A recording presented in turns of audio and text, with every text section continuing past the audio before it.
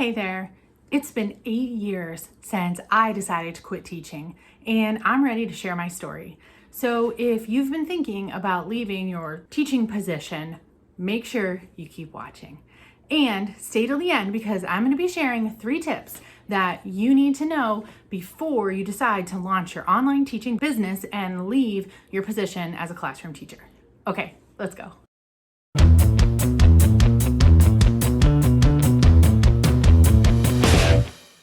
So, my son was born during my 6th year as a classroom teacher, and I went back to work when he was just 3 months old. I remember that year of teaching, my first year as a new mom, as being both exhilarating and totally exhausting.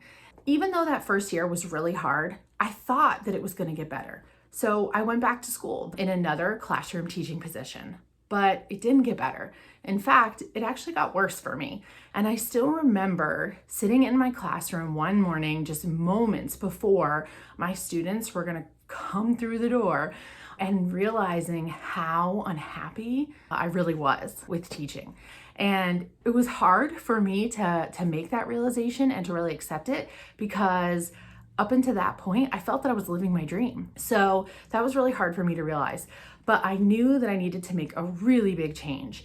And I decided at that point that I would not come back to teaching the following year. I decided I would be a stay-at-home mom, and I had already started dabbling in the entrepreneurial world. So I decided I would just go all in with that and see what I could do. So after I left teaching, I actually thought that I was done teaching forever.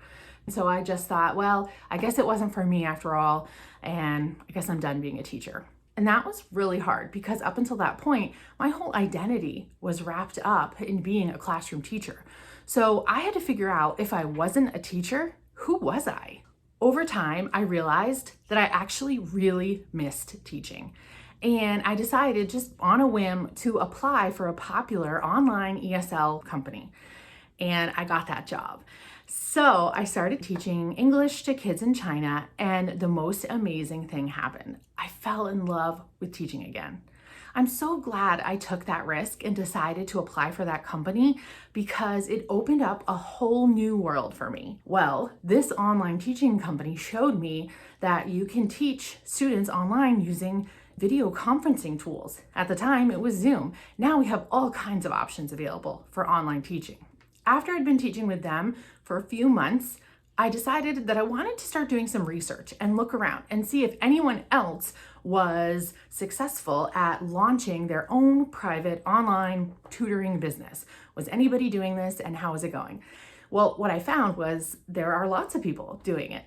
And I was able to learn from them, talk to them, network, meet people, and make the decision that I too wanted to go all in with launching my own online tutoring business. Teaching online has given me so much.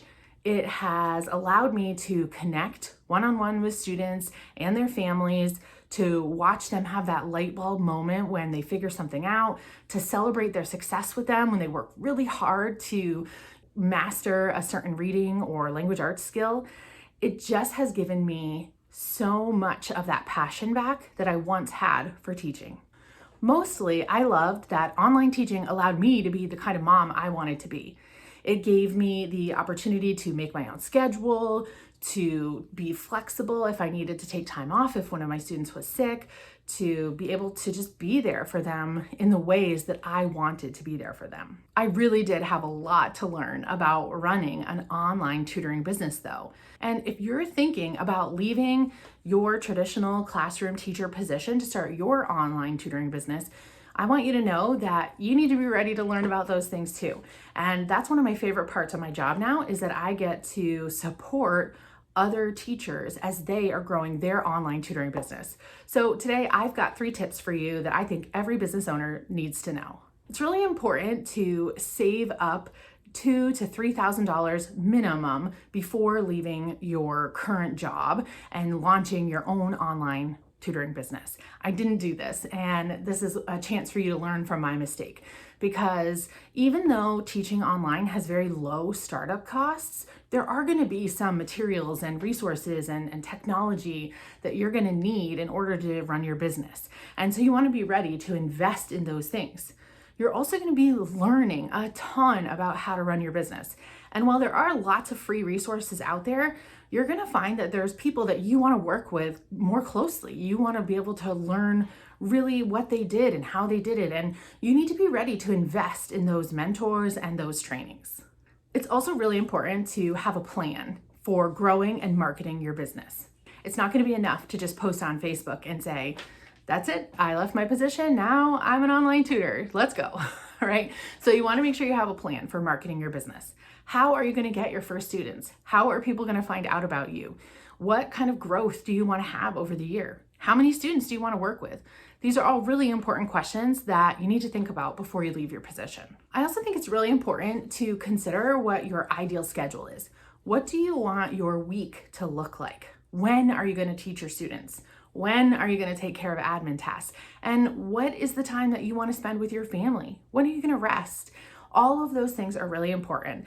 And you can go ahead and block out the times in your calendar or your planner now. Then, while you're working on growing your business, you're going to go to those blocks that you have set aside for tutoring, and you're going to work during that time on growing and marketing your business. This tip really helped me a lot in the beginning, because otherwise you might be sitting around waiting for your first student, but really what you need to be doing is getting out there and marketing yourself. So these tips should help you get started. If you're looking for more support and more information and tips on how to launch and run your own online tutoring business, make sure you stick around for more videos. If you found today's video helpful or interesting and you want to hear more from me, make sure you like and subscribe. Go ahead and hit that bell icon so that you'll be notified when new content is available. All right, everyone, thanks for watching.